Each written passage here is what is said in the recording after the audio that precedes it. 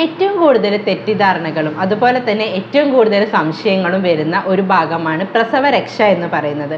പല നാടുകളിലും പല രീതിയിലാണ് ഈ പ്രസവരക്ഷ ഫോളോ ചെയ്തു വരുന്നത് അല്ലേ.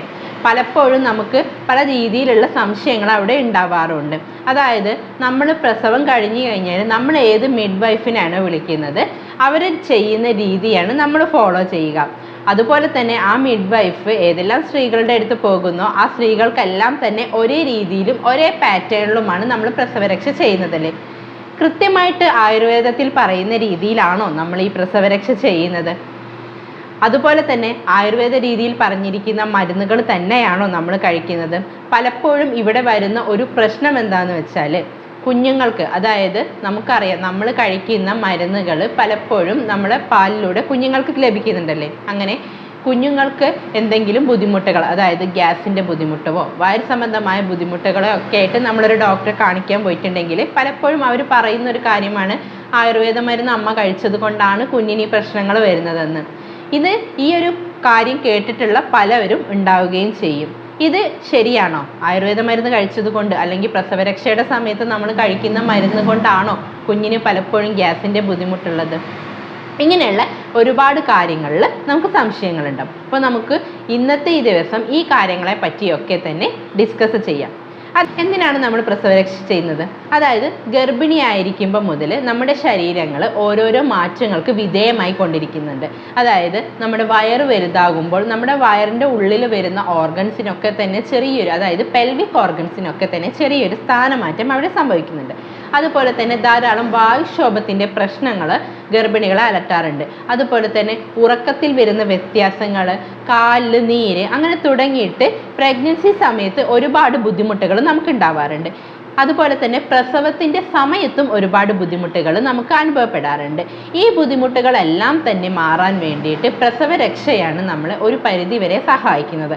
അതുകൊണ്ട് തന്നെ എല്ലാവരും പ്രസവരക്ഷ ചെയ്യേണ്ടത് വളരെ അത്യാവശ്യവുമാണ്. പ്രസവരക്ഷ എങ്ങനെയാണ് കൃത്യമായിട്ട് ചെയ്യേണ്ടത്? അതായത് നമ്മൾ പ്രസവരക്ഷയിൽ ആദ്യം ചെയ്യുന്നത്, അതായത് ആദ്യത്തെ ദിവസങ്ങളിൽ നമ്മൾ ചെയ്യുന്നത് നമ്മളുടെ ബ്ലീഡിങ്, അതായത് ചിലർക്ക് ബ്ലീഡിങ് കൂടുതലുണ്ടാകും, അതുപോലെ തന്നെ ചിലർക്ക് ബ്ലീഡിങ് കുറവായിരിക്കും. അപ്പോൾ ഈ ബ്ലീഡിങ്ങിൽ വരുന്ന വ്യത്യാസങ്ങൾ അനുസരിച്ച് ആദ്യ ദിവസങ്ങളിൽ നമ്മളുടെ രക്തപ്പോക്ക് കുറയ്ക്കാൻ വേണ്ടിയിട്ടുള്ള ഔഷധങ്ങളും അതുപോലെ തന്നെ നമ്മുടെ ദഹന വ്യവസ്ഥയിലും ധാരാളം പ്രശ്നങ്ങളുണ്ടാകും. വായുക്ഷോഭം കാരണം നമ്മുടെ ദഹന വ്യവസ്ഥ വളരെയധികം പതുക്കെ മന്ദഗതിയിലായിരിക്കും പ്രവർത്തിക്കുന്നത്. അതുകൊണ്ട് തന്നെ ദഹനം വളരെ കൃത്യമായിട്ട് നടക്കാനും നമുക്ക് നല്ല രീതിയിലുള്ള വിശപ്പ് ഉണ്ടാകാനും വേണ്ടിയിട്ടും അതുപോലെ തന്നെ മുലപ്പാൽ വർദ്ധിക്കാൻ വേണ്ടിയിട്ടും ഒക്കെയുള്ള മെഡിസിൻസ് ആണ് നമ്മൾ ആദ്യത്തെ 3-4 ദിവസങ്ങളിൽ കൊടുക്കേണ്ടത്. അതിനുശേഷം നമ്മൾ കൊടുക്കുന്ന മരുന്നുകൾ ഗർഭാശയ ശുദ്ധി വരുത്താനുള്ളതാണ്. അതായത് നമുക്കറിയാം നമ്മുടെ ഗർഭാശയം വികസിച്ചിരിക്കുകയായിരിക്കും. അതുപോലെ തന്നെ ഗർഭാശയത്തിൽ എന്തെങ്കിലും ബുദ്ധിമുട്ടുണ്ടെങ്കിൽ ആ ഗർഭാശയ ശുദ്ധി വരുത്താനും വികസിച്ചിരിക്കുന്ന ഗർഭാശയത്തെ പൂർവ്വസ്ഥിതിയിലാക്കാനുമുള്ള മരുന്നുകളാണ് നമ്മൾ രണ്ടാമത് കൊടുക്കുന്നത്. മൂന്നാം ഘട്ടമായിട്ട് നമ്മൾ കൊടുക്കുന്ന മരുന്നുകൾ നമ്മുടെ ശരീരപുഷ്ടിക്ക് വേണ്ടിയിട്ടുള്ളതാണ്. അതുപോലെ തന്നെ ഈ 3 ഘട്ടങ്ങളിൽ നമ്മൾ ഇതിൻ്റെ കൂടെ തന്നെ നമുക്ക് പാല് വർദ്ധിക്കാൻ വേണ്ടിയിട്ടുള്ള മരുന്നുകളും കൊടുക്കാറുണ്ട്. അപ്പോൾ പലപ്പോഴും നമ്മൾ എല്ലാ സ്ത്രീകൾക്കും ഒരുപോലെയുള്ള മെഡിസിൻസ് അല്ല നൽകുക. അതായത് ചിലവർക്ക് വിശപ്പിൻ്റെ പ്രശ്നം ഉണ്ടാവില്ല, ചിലർക്ക് ദഹനം എന്ന് പറഞ്ഞിട്ടുണ്ടെങ്കിൽ നമ്മൾ 1-2 ദിവസം മരുന്ന് കൊടുത്താൽ തന്നെ അവരുടെ ദഹന വ്യവസ്ഥയൊക്കെ വളരെ കൃത്യമായിട്ട് നടക്കുമല്ലേ. ചിലർക്ക് അത് 4-5 ദിവസം നമ്മൾ മരുന്ന് കൊടുക്കേണ്ടി വരും. അതുപോലെ തന്നെ ചിലർക്ക് ബ്ലീഡിങ് കൂടുതലായിരിക്കും, ചിലർക്ക് ബ്ലീഡിങ് കുറവായിരിക്കും. ഇതിനനുസരിച്ചൊക്കെ തന്നെ നമ്മൾ കൊടുക്കുന്ന മരുന്നിലും വ്യത്യാസമുണ്ടായിരിക്കും. എന്നാൽ നമ്മൾ പലപ്പോഴും പ്രസവരക്ഷ ചെയ്യുന്ന സമയത്ത് നമ്മൾ കഴിക്കുന്ന മരുന്നുകൾ ഈ രീതിയിലുള്ളതൊക്കെയാണോ? ഒരു തവണയെങ്കിലും പ്രസവരക്ഷ ചെയ്തവർക്ക് അറിയാമായിരിക്കും ഇങ്ങനെയുള്ള സിംറ്റംസ് നോക്കിയിട്ടോ അല്ലെങ്കിൽ നമ്മുടെ ബോഡി കണ്ടീഷൻസ് നോക്കിയിട്ടോ ഒന്നുമല്ല നമ്മൾ മരുന്ന് കഴിച്ചിട്ടുണ്ടാവും അല്ലേ. അവരുടെ ഒരു ക്രമത്തിന് 3 ദിവസം ഈ മരുന്ന് കഴിക്കുക, 3 ദിവസം ഈ മരുന്ന് കഴിക്കുക, ആ ഒരു ക്രമത്തിലായിരിക്കാം നമ്മൾ മരുന്ന് കഴിച്ചിട്ടുണ്ടാവുക. ഇതെല്ലാവർക്കും പറ്റണമെന്നില്ല. അതായത് നമ്മുടെ ദഹന വ്യവസ്ഥ കൃത്യമാവാതെ അടുത്ത ഘട്ടത്തിലുള്ള ശരീരപുഷ്ടിക്കുള്ള മരുന്നുകൾ നമ്മൾ കഴിച്ചു കഴിഞ്ഞിട്ടുണ്ടെങ്കിൽ അത് നമ്മുടെ പാലിൻ്റെ കട്ടി കൂടാനും അതുപോലെ തന്നെ ആ പാല് കുടിച്ചു കഴിഞ്ഞിട്ടുണ്ടെങ്കിൽ കുഞ്ഞുങ്ങൾക്ക് ദഹനക്കേട് വരാനുള്ള സാധ്യതയൊക്കെ വളരെ കൂടുതലാണ്. അപ്പം അതുകൊണ്ട് തന്നെ നിങ്ങൾ എപ്പോഴും പ്രസവരക്ഷ ചെയ്യുന്ന സമയത്ത് നിങ്ങൾ മരുന്ന് കഴിക്കുകയാണെങ്കിൽ ഒരു വൈദ്യ നിർദ്ദേശപ്രകാരം കഴിക്കാൻ വേണ്ടിയിട്ട് ശ്രദ്ധിക്കുക. അല്ലാതെ താവഴിയായിട്ട് തുടർന്ന് പോകുന്ന രീതിയിലുള്ള മെഡിസിൻസ് ഒഴിവാക്കിയിട്ട് വൈദ്യ നിർദ്ദേശപ്രകാരം തന്നെ മരുന്ന് കഴിക്കാൻ വേണ്ടി ശ്രദ്ധിക്കാം.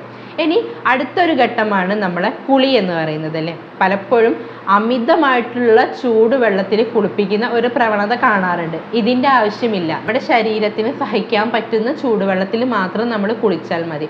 എന്തിനാണ് ചൂടുവെള്ളത്തിൽ കുളിക്കുന്നത്, അല്ലെങ്കിൽ നമ്മൾ എണ്ണ തേച്ച് കുളിക്കുന്നത് എന്തിനാണെന്ന് വെച്ചാൽ, നമ്മൾ ഗർഭിണിയായിരിക്കുന്ന സമയത്താണെങ്കിൽ നമ്മുടെ ശരീരത്തിൽ വാതദോഷം കൂടുതലായിട്ട് കോപിക്കാനുള്ള സാധ്യതയുണ്ട്. ഈ വാതദോഷത്തെ കുറയ്ക്കാൻ വേണ്ടിയിട്ടാണ് നമ്മൾ എണ്ണ തേച്ച് കുളിക്കുന്നത്. അതുപോലെ തന്നെ നമ്മുടെ ശരീരത്തിന് മൊത്തമായിട്ട് നമുക്കറിയാം, പ്രസവ വേദനയൊക്കെ അനുഭവിച്ച് കഴിഞ്ഞിട്ടുണ്ടെങ്കിൽ ശരീരം മൊത്തമായിട്ടൊരു പെയിൻ ഉണ്ടായിരിക്കുമല്ലേ. ഈ പെയിനെല്ലാം ഇല്ലാതിരിക്കാൻ വേണ്ടിയിട്ടൊക്കെയാണ്. അതുപോലെ നമ്മുടെ എല്ലാ നാഡീഞരമ്പുകൾക്കും ശക്തി ലഭിക്കാൻ ഒക്കെ വേണ്ടിയിട്ടാണ് നമ്മൾ എണ്ണ തേച്ച് കുളിക്കുന്നത്. അപ്പോൾ നമ്മുടെ ശരീരത്തിന് എത്ര ചൂടാണ് സഹിക്കാൻ പറ്റുന്നത് ആ ചൂടിൽ മാത്രം നമ്മൾ കുളിച്ചാൽ മതി. അതുപോലെ ഇപ്പോൾ മെയിനായിട്ട് കണ്ടുവരുന്നത് നമ്മൾ ഉപയോഗിക്കുന്ന വെള്ളം പലപ്പോഴും നാൽപ്പാമരം ഇട്ട് തിളപ്പിച്ച വെള്ളമായിരിക്കും. അപ്പോൾ ഈ നാൽപ്പാമരം ഇട്ട് തിളപ്പിച്ച വെള്ളത്തിനേക്കാളും കൂടുതൽ നല്ലത് നമ്മുടെ വാതദോഷത്തെ കുറയ്ക്കാൻ പറ്റുന്ന ഇലകൾ, അതായത് ആവണക്കിൻ്റെ ഇല, എരിക്കിൻ്റെ ഇല, പനിക്കൂർക്കയുടെ ഇല, അങ്ങനെയുള്ള ഇലകൾ ഇട്ട് തിളപ്പിച്ച വെള്ളം ഉപയോഗിക്കുന്നതാണ് കൂടുതലായിട്ട് നല്ലത്. ഇനി എണ്ണ നിങ്ങൾക്ക് ഏത് ഉപയോഗിക്കാം എന്നുള്ളത്, സാധാരണ എണ്ണകൾ ഉപയോഗിക്കാം, എന്നാലും കുറച്ചുകൂടെ നല്ലത് മുക്കുട്ട് തൈലങ്ങൾ ഉപയോഗിക്കുന്നതാണ്. അത് തന്നെ ബലാ തൈലമോ ധന്വന്തര തൈലമോ ഒക്കെ തന്നെ നിങ്ങൾക്ക് യൂസ് ചെയ്യാവുന്നതാണ്. ഇതാണ് നമ്മുടെ കുളിയുടെ കാര്യം. അതുപോലെ തന്നെ ഇനി കിടക്കുന്നത്, നിങ്ങൾ മാക്സിമം റെസ്റ്റ് എടുക്കുക. അതേസമയം നിങ്ങൾ ഒരേ രീതിയിൽ ദിവസം മുഴുവനും അതുപോലെ കിടക്കണമെന്നില്ല. കുറച്ചൊക്കെ നിങ്ങൾക്ക് എഴുന്നേറ്റ് നടക്കാവുന്നതാണ്. ചെറിയ രീതിയിലുള്ള സ്റ്റെപ്പ് കയറുക, അങ്ങനെയുള്ള കാര്യങ്ങളൊക്കെ ചെയ്യുക. ഒരേ രീതിയിൽ തന്നെ നിങ്ങൾ കിടന്നു കഴിഞ്ഞിട്ടുണ്ടെങ്കിൽ അതും നിങ്ങളുടെ ശരീരത്തിന് ദോഷമാണ്. കൃത്യമായ രീതിയിൽ നടക്കുകയൊക്കെ ചെയ്താലേ ഉള്ളൂ നമ്മുടെ രക്തയോട്ടമൊക്കെ നല്ല രീതിയിൽ നടക്കുകയുള്ളൂ. അപ്പം നിങ്ങൾക്ക് ചെറിയ ചെറിയ നടത്തമൊക്കെ ചെയ്യാവുന്നതാണ്. പിന്നെ വെയിറ്റ് എടുക്കുന്ന കാര്യമാണെങ്കിൽ നിങ്ങൾ കുഞ്ഞിൻ്റെ വെയിറ്റിൽ കൂടുതലുള്ള വെയിറ്റ് ഒരു 40 ദിവസമെങ്കിലും ഉപയോഗിക്കാതിരിക്കുക. പിന്നെ സിസേറിയൻ കഴിഞ്ഞവരാണെങ്കിൽ കുറച്ചുകൂടെ വെയിറ്റ് എടുക്കുന്ന കാര്യങ്ങളൊക്കെ ശ്രദ്ധിക്കുക. ഒരു 6 മാസത്തിന് ശേഷമൊക്കെ ഹെവി വെയിറ്റൊക്കെ എടുത്താൽ മതി. ഇനി നമ്മൾ അടുത്തതായിട്ട് കുളിയുടെ കാര്യം കഴിഞ്ഞു, ഇനി നമ്മൾ റെസ്റ്റിൻ്റെ കാര്യം കഴിഞ്ഞു, പിന്നെ ഉള്ളിലേക്ക് കഴിക്കുന്ന മരുന്നുകൾ. പിന്നെ പാല് കുറവാണെങ്കിൽ പാല് കൂടുതലുള്ള മരുന്നുകളും അതിൻ്റെ കൂടെ കഴിക്കാവുന്നതാണ്. ഈ മരുന്നുകളുടെ ഒക്കെ കൂടെ തന്നെ നമുക്ക് ദഹനം കൃത്യമായിട്ട് നടക്കാനും നമ്മുടെ ഡൈജഷൻ കൃത്യമായ രീതിയിൽ നടക്കാനും ഒക്കെ വേണ്ടിയിട്ട് തന്നെ അരിഷ്ടങ്ങളോ ഉപയോഗിക്കാവുന്നതാണ്. ലാസ്റ്റിലേക്ക് വരുമ്പോൾ, അതായത് പ്രസവരക്ഷയുടെ അവസാനങ്ങളിലേക്ക് വരുന്ന സമയത്ത് നമുക്ക് കൂടുതലായിട്ട് ശരീര വൃദ്ധി ഉണ്ടാവാൻ, ശരീര പുഷ്ടി ഉണ്ടാവാനുള്ള ലേഹ്യങ്ങളും കാര്യങ്ങളും ഒക്കെ ഉപയോഗിക്കാവുന്നതാണ്. അപ്പോൾ നമ്മൾ ഈ ലേഹ്യങ്ങൾ തിരഞ്ഞെടുക്കുന്നതും ഒരാളുടെ ശരീരപ്രകൃതിയും അതുപോലെ തന്നെ അയാളുടെ ദഹന വ്യവസ്ഥയെ ഒക്കെ ആശ്രയിച്ചിരിക്കും ഈ തിരഞ്ഞെടുപ്പെല്ലാം തന്നെ. അപ്പം നമ്മൾ പ്രസവരക്ഷ ചെയ്യുമ്പോൾ ഈ കാര്യങ്ങളൊക്കെ തന്നെ നിങ്ങൾ ശ്രദ്ധിക്കുക.